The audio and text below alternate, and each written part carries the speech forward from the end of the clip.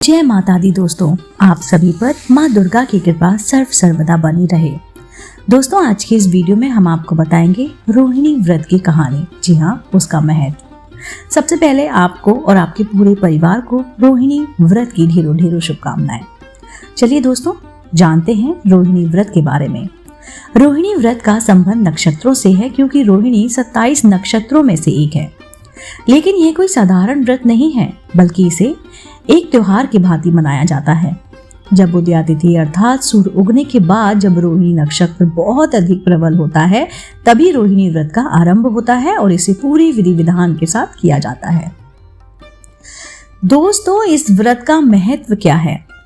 महिलाओं के लिए इस व्रत का बहुत ही अधिक महत्व है, क्योंकि वे अपने पति की लंबी आयु के लिए और अच्छे स्वास्थ्य के लिए ईश्वर से कामना करती हैं। खास तौर पर जैन परिवार की महिलाओं के लिए इसका पालन करना अनिवार्य माना गया है।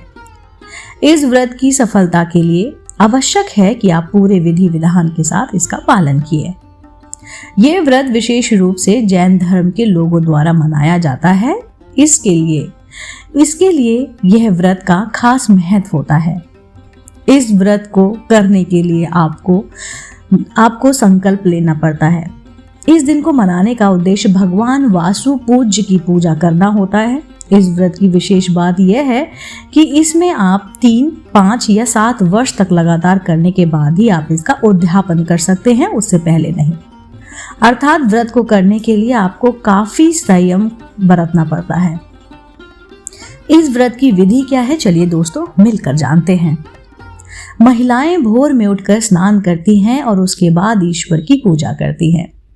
इस दिन भगवान वासु पूज्य की पूजा हुआ करती है और उनका श्रद्धा के साथ उनकी आरती होती है। वासु पूज्य भगवान की 5 रत्न, ताम्र या फिर स्वर्ण प्रतिमा की स्थापना करने के बाद ही आप इसकी पूजा कर सकते हैं। पूजा को सफल बनाने के लिए भगवान वासु पूज्य को वस्त्रों, फूल, फल और नैवेद्य का प्रसाद चढ़ाया जाता है और उसके साथ ही दान भी दिया जाता है। व्रत की कहानी क्या है, चलिए दोस्तों मिलकर सुनते हैं। पुराने समय की बात है, जब चंपापुरी में राजा माधवा अपनी रानी लक्ष्मीपति के साथ रहते थे और उनके 7 पुत्र एवं 1 पुत्री रोहिणी थी। राजा ने अपनी पुत्री रोहिणी के लिए स्वयंवर रखा और उन्होंने अपना वर राजकुमार अशोक को चुन लिया। लेकिन राजा अपनी रानी के बहुत ही शांत चित्त से थोड़ा सा व्यथित था कि रानी आखिर परेशान क्यों है, रानी इतनी शांत क्यों है, और इसका कारण राजा मुनिराज से पूछा। तब उन्होंने कहा कि इसी नगर का एक राजा वस्तुपाल हुआ करता था और उसके मित्र का नाम धनमित्र था।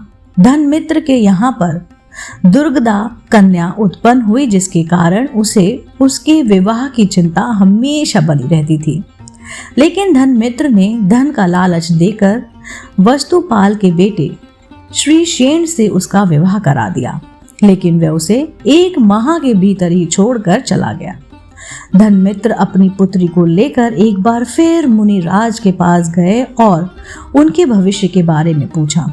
उन्होंने कहा कि गिरनार पर्वत के पास एक नगर में राजा भूपाल और उनकी पत्नी सिंधुमती हैं। एक दिन की बात है, एक दिन राजा रानी दोनों वन क्रीड़ा में के लिए गए थे। उन्हें रास्ते में मुनिराज मिले और राजा ने रानी से कहा कि घर जाकर तुम मुनिराज के लिए भोजन की व्यवस्था कर दो। किंतु रानी को इस बात से काफी क्रोध आ गया और उन्होंने कहा ठीक है। वो मुनिराज के लिए घर में भोजन बनाने लगी, लेकिन उन्होंने उस भोजन में जहर मिला दिया। मुनिराज को जहरीला आहार दिया, उससे उनके प्राण चले गए। राजा को इस बारे में पता चला तो उन्होंने रानी को घर से ही बाहर निकाल दिया और इस पाप से रानी को कोढ़ की बीमारी हो गई। इसके बाद वह नगर में चली गई और उसके बाद उन्होंने बहुत दुख भोगे और फिर तेरे घर वही कन्या बनकर वो पैदा हुई है। मुनिराज बोले कि रोहिणी व्रत का पालन करने से यह दोष दूर हो सकता है। उस दिन चारों तरह के आहार का त्याग करें और पूरे विधि विधान के साथ पूजा का व्रत का पालन करें। फिर दुर्गदा ने व्रत किया और स्वर्ग में देवी बनी और उसके बाद तेरी जीवन संगनी बनी। मुनिराज ने अशोक के बारे में बोला कि तू भील हुआ करता था और मुनिराज को बहुत परेशान किया करता था, इसलिए तू नरक गया और फिर एक वणिक के घर जन्म लिया और बहुत ही घृणित शरीर के साथ तू पैदा हुआ।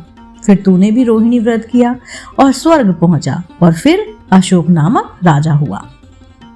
दोस्तों, आप सभी को एक बार फिर से रोहिणी व्रत की ढेरों शुभकामनाएं। उम्मीद करती हूँ आपको आज का वीडियो बेहद पसंद आया होगा। ऐसे ही धार्मिक पौराणिक कहानी कथाएं, व्रत त्योहार विधि सुनने जानने के लिए देखते रहिए, जुड़े रहिए आपके अपने पसंदीदा YouTube चैनल अध्यात्मिक कहानियों से।